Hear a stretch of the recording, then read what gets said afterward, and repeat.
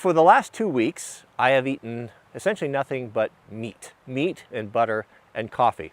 So how did this start? So I guess it was 3 weeks ago. My dad sent me a text and said, hey, you got to go check out Joe Rogan's podcast about this carnivore diet thing. He'd been trying it, and he was telling me about the energy that he was having. He was telling me about the weight loss that he was enjoying. It was all these positive things, and I was a little skeptical at first, because I mean, in a perfect world, you know, that would be my ultimate diet. You know, to be able to eat nothing but meat and steak all the time.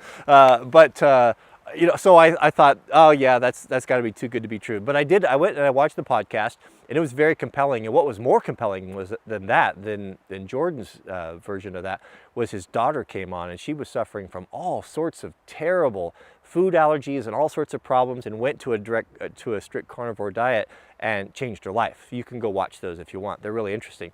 So I started digging around a little bit and thinking, you know, this is very interesting. And I mean, I know the evidence is anecdotal from, you know, there's not a lot of science behind it, but I've always felt that way personally, that there was just nothing that satisfied me that satiated me like meat, especially beef and steak. I mean, I've tried vegan diets and vegetarian diets, and I just had a horrible time. Hate vegetables, hate the food, dread every meal. So having something like this was very appealing to me. So I thought, well, what's the harm? You know, what can go wrong if I try it for a couple weeks? And so I did that. And so here's my experience. So what I've been eating is we get up early, you know, around 5 o'clock, 5:30 or so, and we have the Bulletproof coffee, which is a strong coffee. I make it in the blender, and I make 28 ounces, and half for Mrs. W and half for me. So that's 14 ounces per. We have these great big cups that we have. So in that coffee, and good high quality coffee, I started with half a cube of butter, and I'm pretty much almost up to a full cube of butter. I know, and that MC something coconut oil, I put that in there too. It's flavorless and tasteless. So what you get is you blend this up, and you put the butter in there, and you percolate the coffee into the deal. You get this super rich, buttery, it's just delicious. It's absolutely delicious. I can't hardly go back to lattes or any other coffee after this. So I have that, and what I like about that is that there's so much fat in it, good butter fat, organic butter, that it carries you through the day. You don't feel like you need breakfast. You have that fat and you have that energy. And then whenever I feel like it, I get my grub on with some steak. And I'm talking a lot of steak, because I'm only eating once a day, about once every 22 hours or so. And so what I've done is we went to Costco, and I bought steaks that have a lot of fat in them. Like what I've found to be my favorite have been ribeyes and New York T-bones, ribeyes and T-bones. Because I eat all the fat. I eat the whole thing. I don't eat the bone, but I eat all that stuff. I've been kind of staying away from the leaner cuts, and so I'll grub on that. I mean, I'm talking 30 ounces, 40 ounces of steak. If they're little ones, I'll cook 3 of them. If they're bigger ones, I'll eat 2, and that's it. I'm good. I'm satisfied. I had a delicious meal. I'm not hungry at night, and then I'm having the benefit of the intermittent fasting. If you want to just see something that's fascinating, go in and start studying what happens with fasting and what fasting does, what they're finding fasting does to cancer cells. And I mean, it's a whole nother thing. I'm not an expert on it, but it's interesting.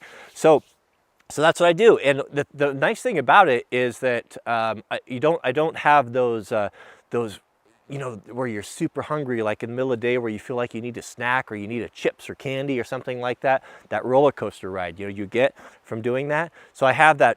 You eat as much as you want. You eat a whole roast if you want to. It doesn't make any difference. I have that meal, and then fasting all the way until the next morning when I have my coffee. So I try to keep a window of that from the time I have that coffee to the steak, whatever that is, no more than 8 hours. 6 hours is even better, and then it'll carry you through, man. I mean, it's great. So how does it feel, and what's the difference? So what I have noticed is stripping everything away, no sugar, no carbohydrates, none of those things. What I've found is a very even keel, a very sharp in the brain, sharp mind, clearness of thought, no hunger, no cravings, no digestive problems, just a very even keeled, I guess is a good way to put it. What I also found is by stripping out the I think for me, the carbohydrates, the pastas and the breads and all those things, that's where the weight comes from. That's where all of the brain fog for me comes from. It really affects me. I mean, I love it. Who doesn't like to have a pasta or bread? I mean, I grew up with bread with every meal. It was kind of hard to give that up. But what I'm finding now is after 2 weeks, I don't really miss it. So my other thing that I was worried about was scurvy. You know, it's like, well, if you don't have any fruits or vegetables, because I read a lot about the old guys, you know, when they were on the sailing ships and they didn't have access to fresh fruits and vegetables. What I've found, what a lot of people are believing, that is if you strip the carbohydrates out, then you don't have near the requirement for vitamin C. So what's interesting is there's a guy, Dr. Shawn Baker. He's kind of the leading guy of this carnivore diet. And he's got a whole bunch of YouTube videos, and he's been doing this, I think, for over 2 years, and has been documenting this, you know, very scientifically and kind of initiating some studies and all that. What they're finding is that people that are doing this are not getting scurvy, and they're not suffering from any of these maladies that everyone would tell us that you would be, and just the opposite. So it's quite an interesting thing. So will I continue to do this?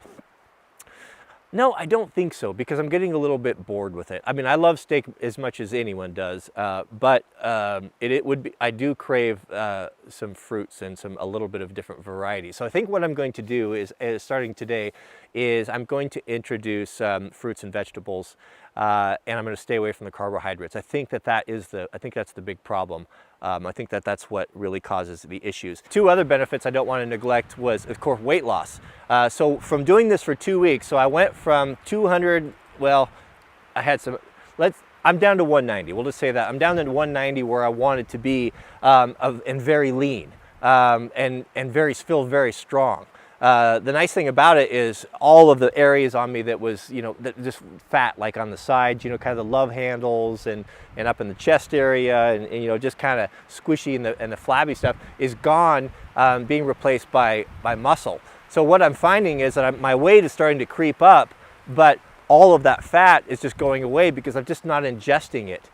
So it's burning off of my body, and what's being brought back, you know, I'm gaining, you know, like maybe a pound and a half a week or so, but it's coming back with muscle. And my energy level is really good, and it's just fascinating. It's absolutely fascinating. I know this is a very controversial subject. I mean, even more controversial than veganism, vegetarianism. I mean, it seems like everyone is pretty much opposed to this. But you gotta think about it. You gotta think about where is this information that I have gotten in my brain about what is nutritious and what is a good diet. Where did it come from?